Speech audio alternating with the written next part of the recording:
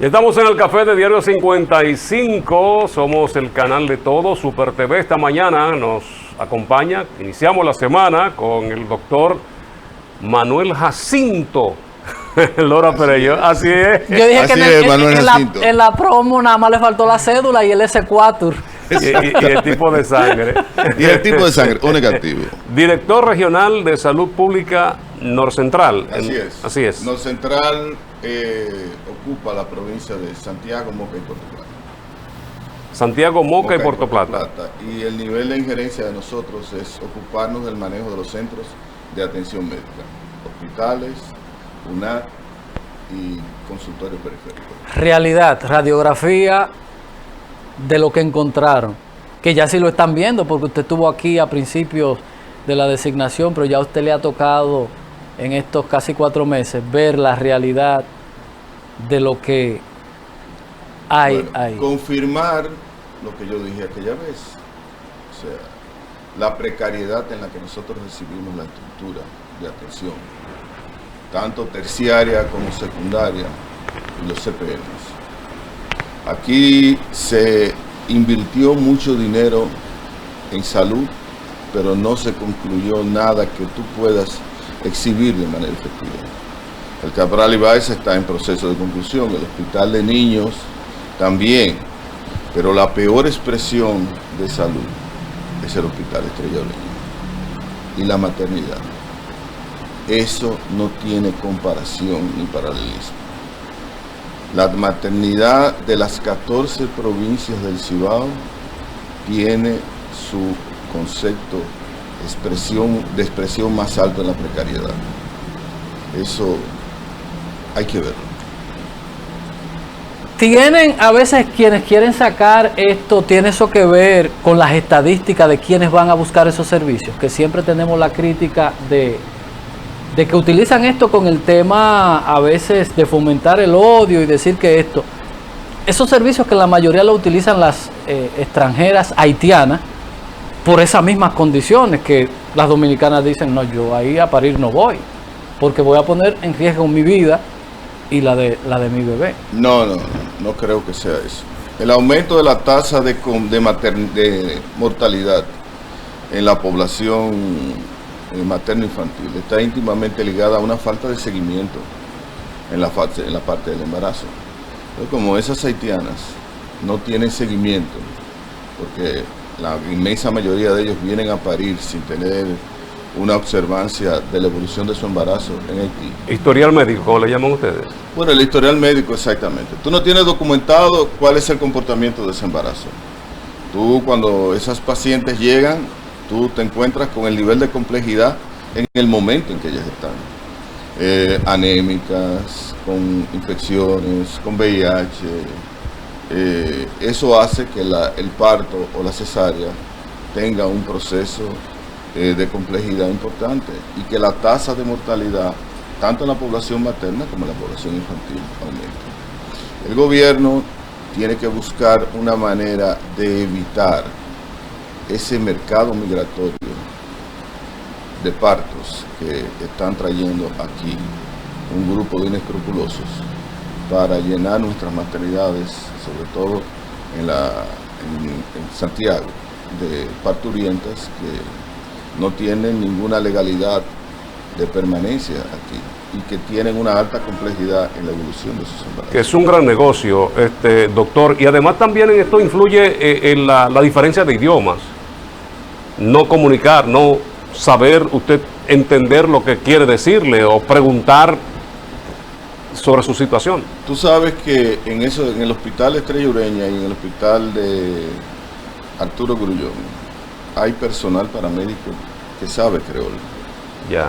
Para tratar de hacer una comunicación lo más efectiva posible y tratar de obtener la mayor información para que el servicio tenga una resolución adecuada en términos de tú darle el mayor beneficio posible. Porque he visto en centros privados inclusive que tienen preguntas puntuales, como no dominan el creol, tienen esas preguntas para hacérselas a aquellos que van a hacerse algún tipo de análisis, de imagen, qué sé yo.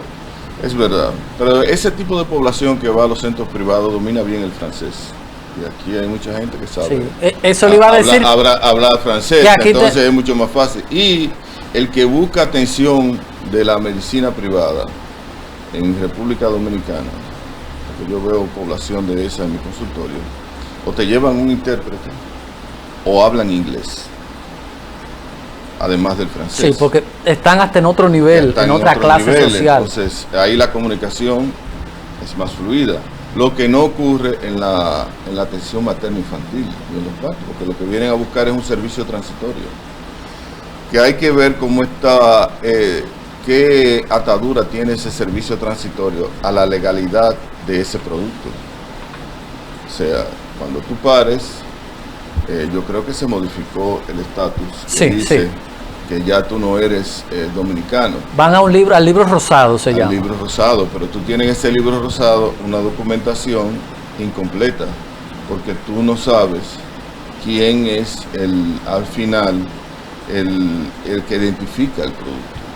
Muchas veces la madre viene sin documentos, entonces no sé cómo tú haces un registro ahí en ese libro. Por lo que dice Frank, ¿cómo tú le preguntas cómo se llama? ¿Cómo tú escribes? ¿Cómo tú escribes? Entonces, eso es un problema.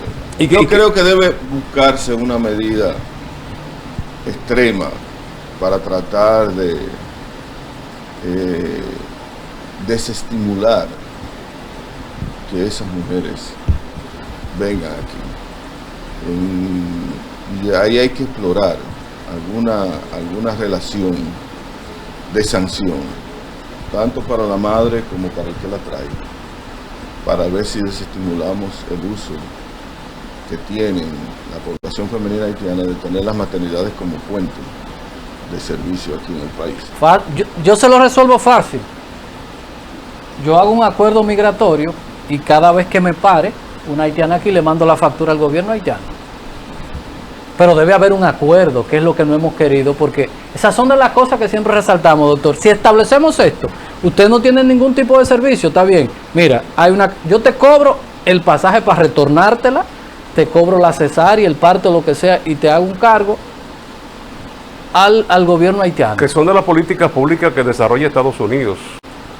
Y vemos menos ya personas que antes iban a Estados Unidos a alumbrar, a parir. Sí, pero Estados Unidos, a diferencia de aquí, tú tienes un concepto donde tú quieres tener esa puerta abierta y tú eres una sociedad regulada. Entonces tú tratas de cumplir, porque aquí hay mucha gente que no puede vivir sin visa. La visa norteamericana es un estamento importante para muchas personas. Entonces que te quiten esa parte regulatoria te obliga a cumplir. Aquí el haitiano entra y sale como Pedro por su casa. Sí. Eso es lo primero. Tú dices generar un concepto de factura y cobrárselo, pero tú puedes hacer todos los papeles que tú quieras, llenar la caja que tú quieras, y tú vas a un país que ni siquiera Palacio Presidencial tiene, porque no se han ocupado de reconstruirlo. O sea, la figura jurídica del Estado en su expresión pública está en una precariedad tal que tú no tienes ni Palacio del Congreso ni tú tienes Palacio Presidencial. Entonces no hay forma. Hay que buscar otra manera. Quizás tú lo veas de manera cruel o inhumana, pero a toda extranjera que para aquí y que no tenga una regularidad migratoria y que tú sepas que es parte de un comercio para utilizar el servicio, después del parto yo la ligaría. Pero eso tiene que estar sustentado en una ley, eso tiene que socializarse. Cuando ellas sepan allá que vienen a París, salen ligadas, no vuelven. Sí, porque esa es otra cosa. No vuelven. Esa es otra cosa. Si yo te ligo a ti aquí, tú arreglas tu sentido migratorio, cuando tú vengas yo te recanalizo otra vez. Esa es otra cosa. Yo te devuelvo tu estatus. Pero si tú no haces algo que involucre personalmente al objeto... Pero ¿qué es lo que necesitamos hacer? Porque ¿qué es lo que hacemos? Entonces cogemos esto, que no estoy diciendo usted, sino mucha gente aprovecha. Como saben que es un tema que genera pasión, y en vez de buscar... Genera mucho conflicto. Exacto, en vez de buscar solución, nosotros hemos planteado aquí, mira, ya el doctor dice, la ligamos, yo decía tal cosa, Fran dice otra. ¿Se hace? No se hace porque hay un negocio de allá y de un grupo aquí. Claro. Porque ¿por dónde pasan? No por la frontera. Porque para ella es como una moda estar embarazada constantemente. No, es que es un pueblo que su modus vivendus es estar embarazado. Acuérdate que cuando tú tenías una sociedad dominicana con mucha precariedad, el hecho de tener muchos hijos era una garantía de ayuda laboral a la familia y de cuidado en la vejez. Y tú veías aquí familias, mujeres que tenían 7, 8, 9, 10. Yo me acuerdo una vez, hasta para tú tener, asegurar la fidelidad de la pareja. No se me va a olvidar que estando yo estudiando en el Cabral Ibáez como médico, conocí a una embarazada que la vi varias veces de manera repetitiva. La muchacha tenía 30 años y ya tenía 10 muchachos. ¿Qué pasa? Que ella vivía aquí y el marido vivía en Estados Unidos. Entonces el marido venía y la preñaba y se iba.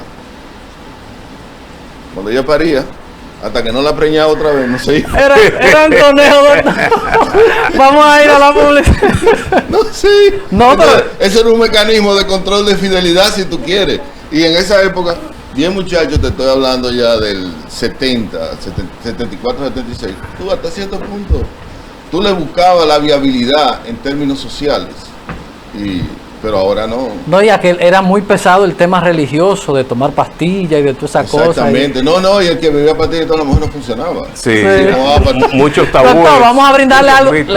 Me imagino que Xiomara Ahí sabía está Xiomara. que era el doctor Laura Perelló que Puso está boca aquí. de hoy. Déjame la cantidad, porque tú Puso sabes, puso ese boca- recorte de la primera vez. Para hasta yo salí premiado hoy. Ah, no, tú ves, es un café de verdad. Café Santo Domingo, sabor que empieza en el aroma. Vamos Salud, a ir a la salud, posibilidad, salud. vamos a la positividad. Vamos a ir a la publicidad. Cuando retornemos entonces seguimos este conversatorio con el doctor Laura Perelló. Ya volvemos.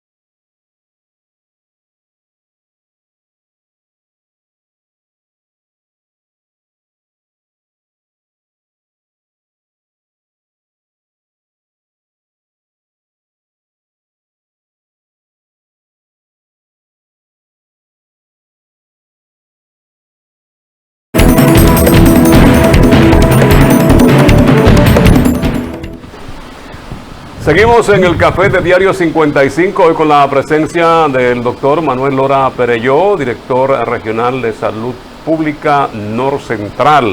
Ya hablaba de Santiago, la provincia de Espaillat y Puerto Plata. Puerto Plata. Doctor, usted tocaba el tema del Hospital de la Maternidad. Muchas quejas, ahí prácticamente no hay de nada, como en la mayoría de los hospitales, porque aquí tenemos un Cabral Ibáez que todavía no lo entregan, donde ha sido un barril sin fondo. Y tenemos una estructura, cuando usted pasa por el frente, bonita, moderna, pero hay un contraste bastante grande con lo que usted busca adentro. Porque me decían recientemente de que ahí estaban habilitando las sillas plásticas para usarlas como silla de ruedas. Y eso en estos tiempos, ¿y cuánto dinero se ha llevado hasta este hospital? No solamente eso, si tú ves la cocina donde se cocina en el Cabral Ibáez, donde se cocina en el Arturo Grullón y donde se lava. Ya suerte que las lavanderías, yo vi la lavandería y ya está casi a punto de culminar la entrega de ella, y las cocinas también. Pero lo que está actualmente, eso es imperdonable. Yo creo que ningún gobierno debe comprometerse a hacer lo que hizo el gobierno pasado, que fue hacer una remodelación en servicio.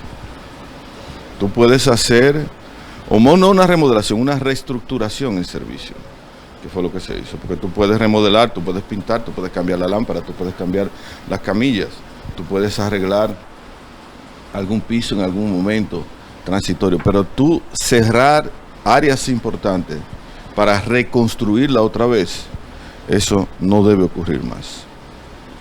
Y yo creo que eso es uno de los nortes que nosotros tenemos. No se nos va a ocurrir nunca hacer una remodelación, una reestructuración en servicio.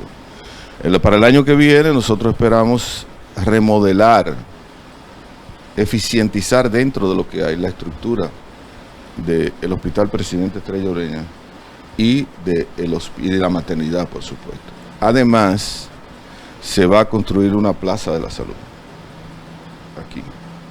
Eso es una de las promesas que el presidente tiene. Creo que hay un contrato llave en mano, ya viene desde una administración anterior, pero se ha depurado y reúne todos los procesos de legalidad y todos los procesos de legitimidad para hacerse, y estamos en eso.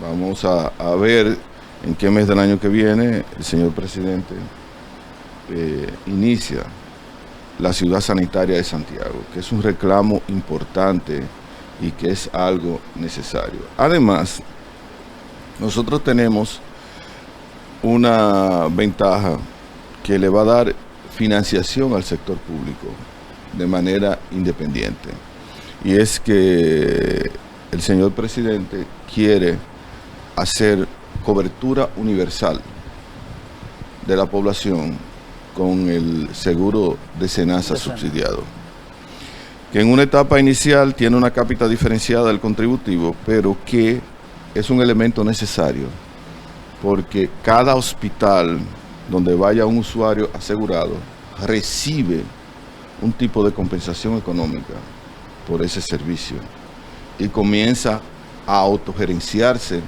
a sí mismo, no depende de una cápita fija y puesta de una manera a veces sin valorar los costos, y hace que la dinámica de la medicina pública comience a diferenciarse.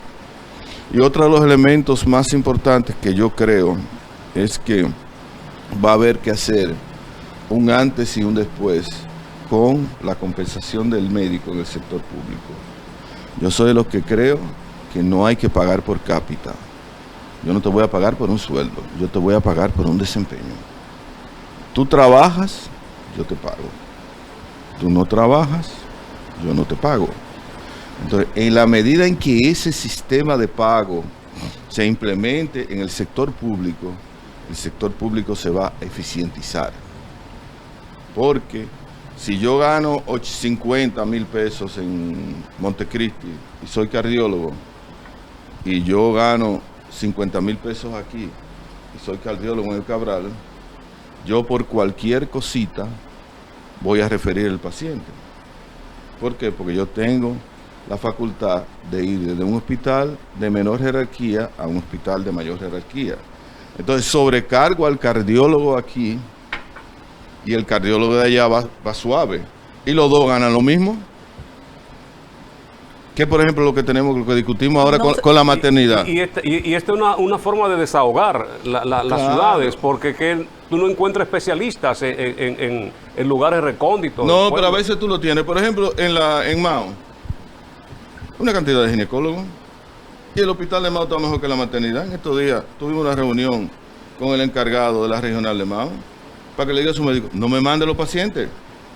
No me mande pacientes que tú puedes resolver. Porque tú tienes la estructura médica y tú tienes la estructura física. Y la misma precariedad que tú tienes allá son las precariedades que yo tengo aquí. Entonces no me sobrecarguen. ¿Qué vamos a hacer ahora aquí en la Norte Central? Que vamos a preguntarle a los hospitales de segundo nivel ¿por qué tú me mandas cosas que tú puedes resolver? El segundo nivel es como el de Cienfuegos, el segundo nivel es Cienfuegos, el Sánchez Libertad, Bellavista 23 y Bellavista. Si tú puedes resolver una apendicitis y no me la manda el Cabral, pues tú tienes cirujano. Resuélvela. ¿Y los equipos en esos pueblos, doctor? Porque, por ejemplo, el que se ha chequeado con usted, que ha sido paciente suyo, usted cuando chequea a uno le pone un reguero de cosas ahí en el dedo, aquí, allí. Te dice, ¿qué? ¿Para dónde? Me van a hacer una transportación. Hay en los hospitales de ese pueblo y en los mismos hospitales, que es por lo que a veces uno prefiere pagar la diferencia, porque tú vas a un hospital y del corazón y lo más que te pueden chequear es la presión y ponerte un estetoscopio, no más. Tú sabes que hay una falta de utilizar soporte tecnológico que tú tienes. Muchas veces por desconocimiento y muchas veces por falta de interés. Por ejemplo, el Hospital Cabral Ibáez, cuando termine, va a tener uno de los mejores centros de imágenes que puede tener cualquier hospital. Si tú no haces un proceso de reconversión estimulativo para los médicos que se van a encargar de ese centro va a durar un año. Porque hay una serie de manejos a su alrededor que no le van a permitir avanzar. O no le van a permitir avanzar para dar el servicio por partes técnicas, o no le van a permitir avanzar por dar el servicio por la parte de los profesionales.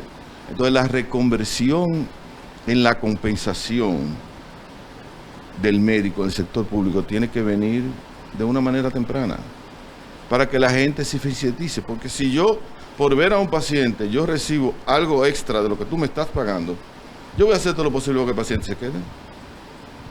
Es porque yo te lo voy a mandar.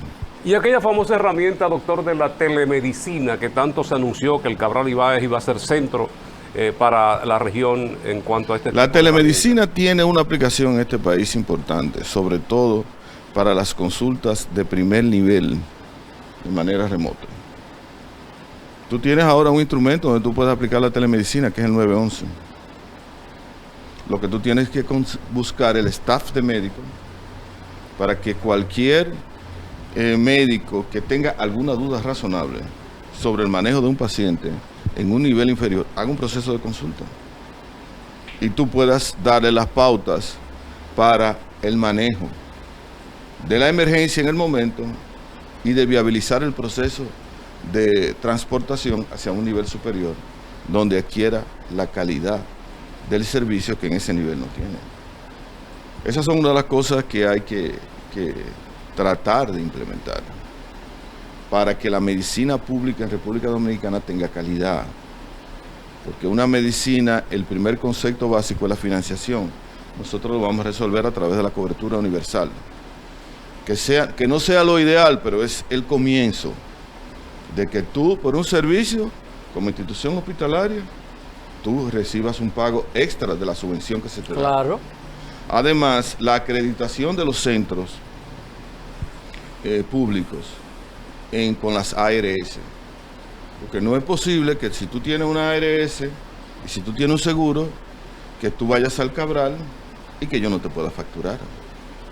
Porque tú tienes un concepto de financiación, entonces tú tienes que pagar. A mí no te puedo dar, yo no puedo financiar esa ARS dándote medicina gratis, yo te voy a financiar a ti cuando tu ARS se agote y que tú no tengas para dónde coger, yo voy a recolectar dinero para darte la solución final en el hospital sin que eso te genere ningún costo.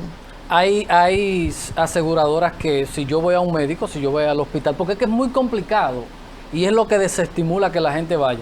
Y tú vas con una receta, el seguro no, por lo menos el seguro que yo tengo, te dice, no, eso es del servicio público, y tú dices, pero esto es inaceptable, de que no te reciban una receta porque sea del salud, que el Estado no tenga la validez en ese, tú dices, pero no puede ser, no te cubro porque eso es de Es un que el hospital. problema no es ese, el problema es que todo médico tiene que tener una acreditación ante una ARS que certifique que él puede ofrecer el servicio. Y nosotros tenemos algo que todavía no lo hemos podido vencer, y es que tú tienes médicos que llegan a una institución privada, que hacen quieren dar un servicio, hacen todo su criterio para en esa institución dar el servicio, y tú tienes una ARS que no le da código. ¿Y por qué? Ah, no, porque la cartera está llena. ¿Qué cartera está llena?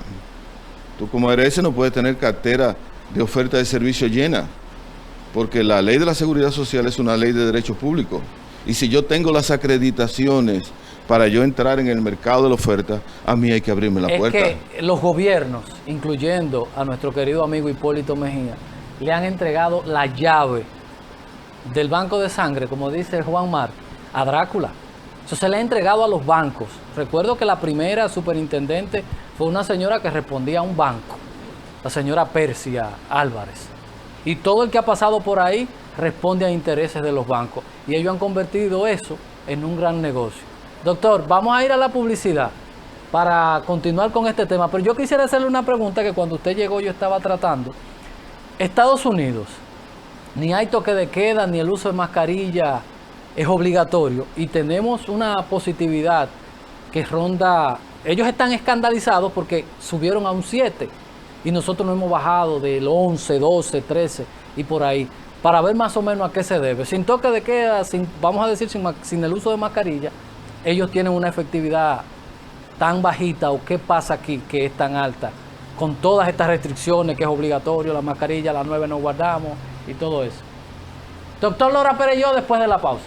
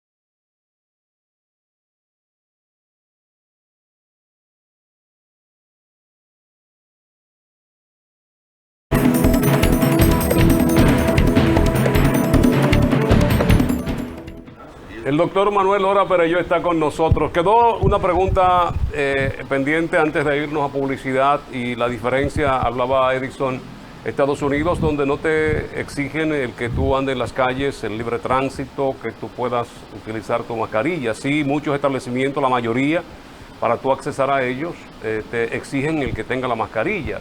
O te lo pide alguien que está dentro y está buscando mayor seguridad, mayor protección.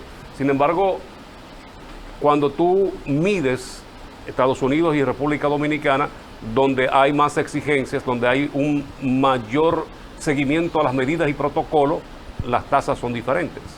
Es que la tasa de positividad está dada por el proceso de identificación del virus en los portadores o en los sintomáticos. Y la tasa de identificación en Estados Unidos es superior a la tasa de identificación en República Dominicana. Tú tienes sitios como Nueva York donde llegaron a hacer al día 100.000 pruebas. Aquí apenas te hacen 7 y hasta menos. Primero porque la gente no está estimulada a acudir a una fila para hacerse una prueba, y segundo porque nosotros no tenemos los recursos. Ahora, la tasa de efectividad del control de la enfermedad te la da la tasa de letalidad. Sí, ahí y se la han tasa quemado. de letalidad de nosotros está en el suelo. ¿Por qué? Porque los procesos de identificación, que es en lo que la ciudadanía se ha relajado últimamente y ha dejado pasar, es que cualquier sintomatología que tú tengas de sospecha de ser portador de la enfermedad, tú debes ir a un médico y buscar que te descarte o no si tú tienes el virus. Entonces en eso nosotros nos hemos relajado. Doctor, y en cuanto a la celeridad del resultado, porque usted se puede hacer la prueba hoy y pasado mañana ya tener el virus, aunque dé negativo en esa prueba, porque son 5 o 7 días para buscar resultados. No. Le estamos dando alrededor de, creo que 72 horas lo máximo que estamos teniendo ahora mismo con la cuestión de la identificación del virus. Ahora, tú tienes que ver en qué etapa tú te haces cualquier tipo de prueba.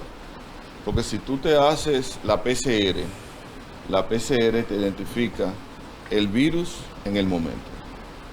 Después de 24 a 48 horas, la positividad del virus está ahí.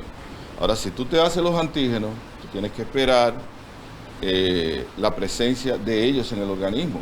Y la presencia de los antígenos es alrededor de los 10 primeros días, que te dice a ti si tú estás o no con la enfermedad, que es la IgM, y después la IgG, que te dice que te dio y que tú pasaste la enfermedad sin tener sintomatología. Alarmante, y nosotros lo comentamos, tanto Edison y yo, que el director de epidemiología de la República Dominicana hablaba de 200 y tantas reinfecciones.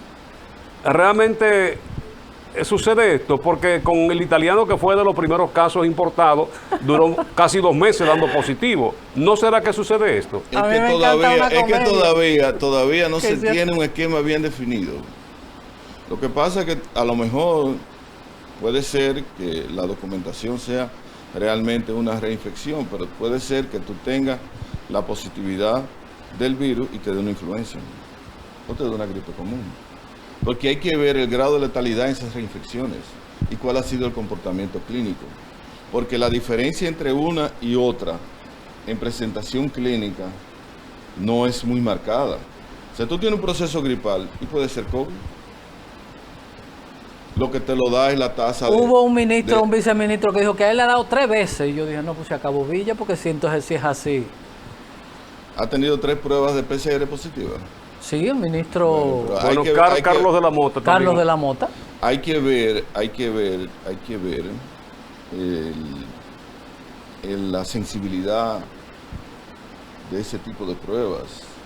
¿Qué material tú utilizaste? ¿Cuál PCR fue la con la que tú te hiciste? Y el famoso pruebas. falso positivo. Eso, Los famosos falsos positivos. O sea, todavía en COVID hay muchas cosas para escribir. doctor, Porque es temprana la evolución, la presentación de la enfermedad y la evolución. Hay que esperar la vacuna, hay que ver si la vacuna, A propósito, si la vacuna... ¿Usted la va a poner? eso ¿Eh? le iba a preguntar. Eso le iba a preguntar. 13 expresidentes van a servir de voluntarios porque más del 40% sector salud de Estados Unidos no confía, no cree, no tiene confianza en la vacuna. Hay que ver cuando la vacuna llegue. Yo me la voy a poner.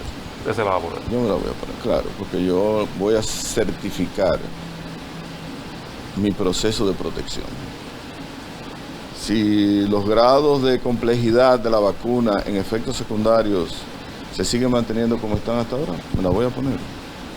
Putin Porque se la va a poner y el Kremlin dijo no, hasta tanto no haya un resultado de confiabilidad, usted no puede ponérsela. tiene que venir, o sea, tiene que venir los estudios que certifiquen que sí da protección. Allá está meme de que lo que le pasa a uno cuando, de que a los 2 meses cuando te pone la vacuna, entonces no Entonces, hagamos eso. lo que hay que ver es si la vacuna te va a dar inmunidad permanente. Eso es lo que hay que ver. O si tú vas a hacer la vacuna del COVID como la de la influenza. Se ha hablado de meses, ¿eh? se ha hablado de meses y entonces una segunda dosis. No, pero no es eso, es la inmunidad si va a ser transitoria o si va a ser permanente. Ya. Sí, o sea, ¿qué del sistema inmunológico va a mediar una u otra? Si hay que dar todos los años, si hay que dar todos los años, si hay que reforzarte todos los años. Pero hay que hacer todo lo posible. En cuanto a lo que tú decías del toque de queda y de la restricción, para mí lo más importante es la mascarilla, en términos personales. O el distanciamiento como No, estamos. porque el distanciamiento social, si tú te pones a ver el grado de efectividad del distanciamiento, es muy poca gente respeta eso. Lo primero que no hay distanciamiento en el transporte público. No. Los conchitos apretujados. Eh, Y si tú tomas eso como parámetro y el transporte en las guaguas, eso no ha incidido de manera alarmante en la propagación del virus.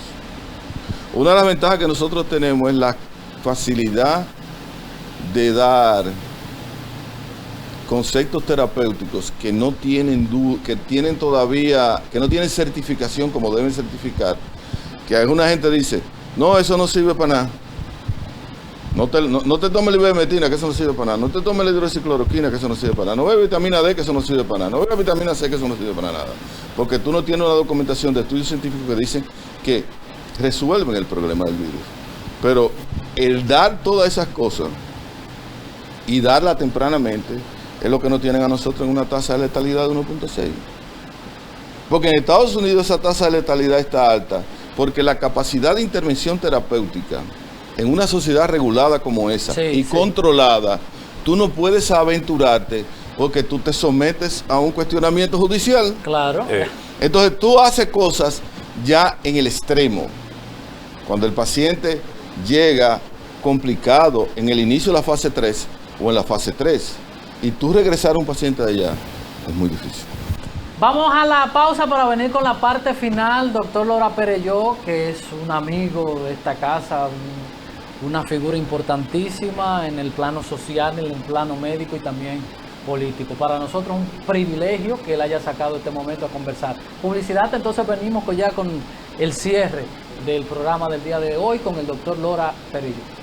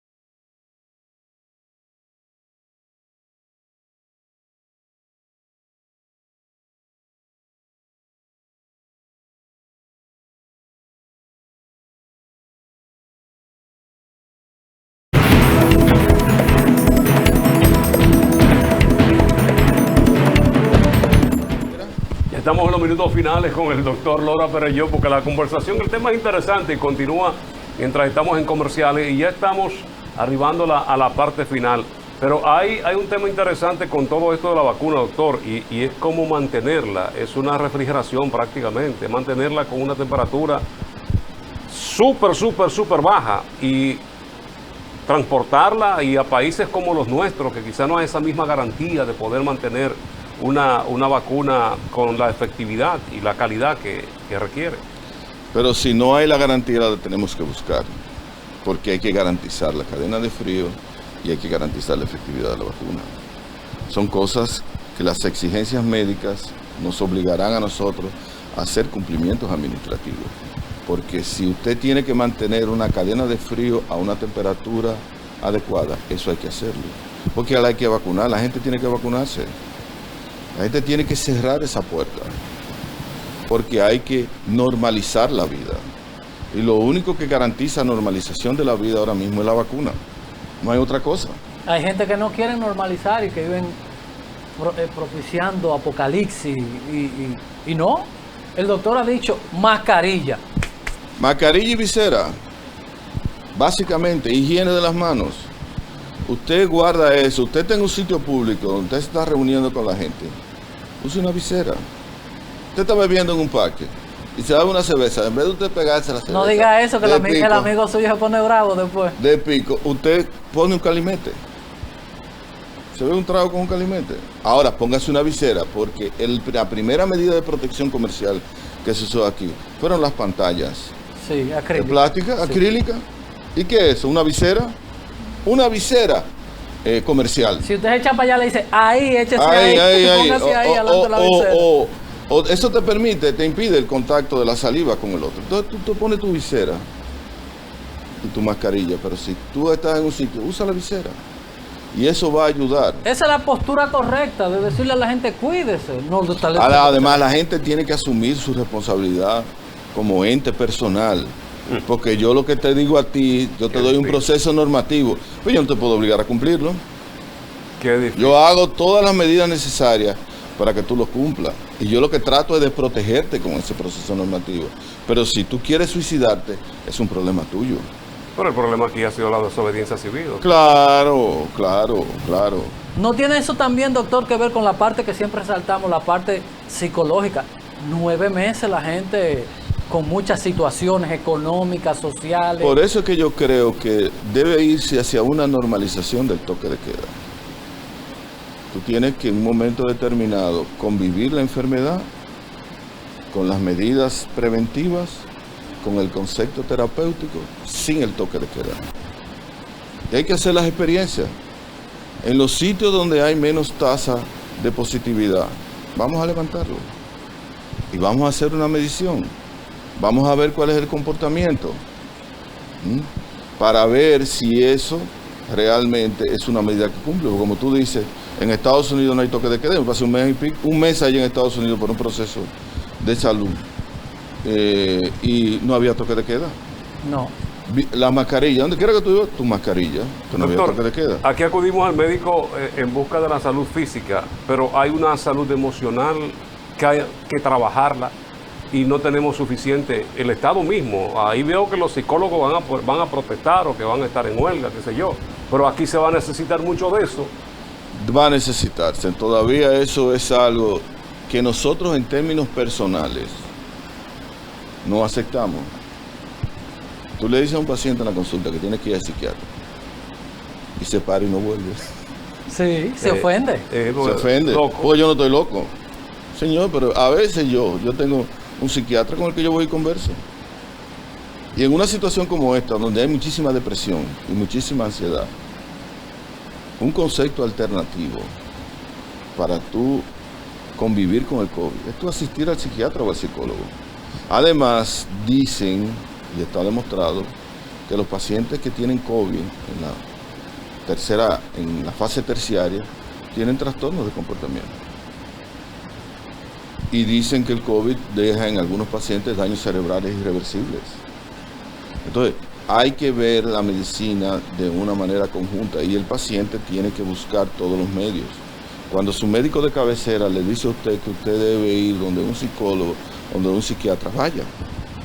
Que eso no es pecado. Es cultura, hay que crear una cultura. Doctor, un mensaje final a Santiago, el país, usted que es una persona importante en el plano social, médico y también político, es importante que gente como usted estimule a ciertas cosas. De verdad, nos alineamos mucho porque tenemos prácticamente el mismo pensamiento en torno a lo que es el manejo del COVID. Pero las cámaras y los micrófonos son suyos. Yo creo que nosotros debemos ajustarnos a las medidas que están en términos públicos.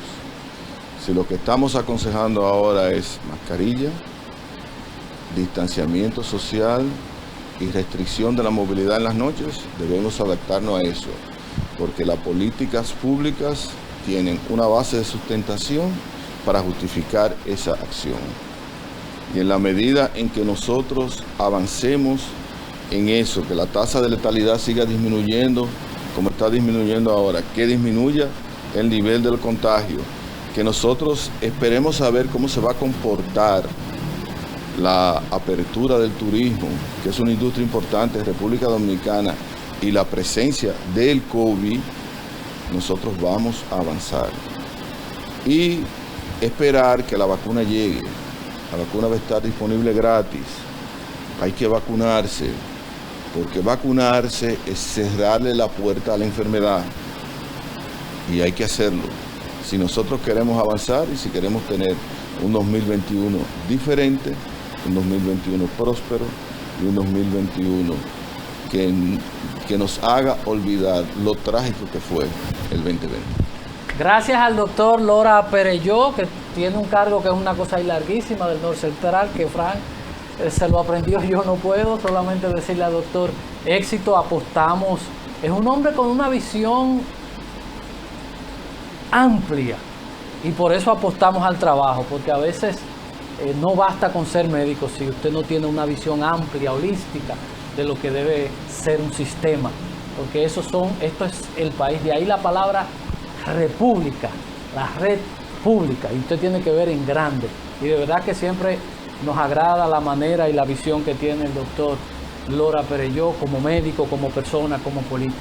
Le deseamos el mejor de los éxitos y le agradecemos haber estado con nosotros, llevando aliento a la gente y haciéndole entender que tenemos que llevar nuestras vidas de la manera normal, sea con visera, sea con tapaboca, porque no nos podemos volver locos ni pensar que el mundo se va a acabar.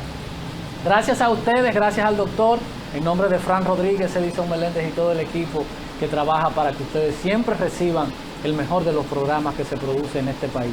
Diario 55 y su café. Bye bye, feliz resto del día.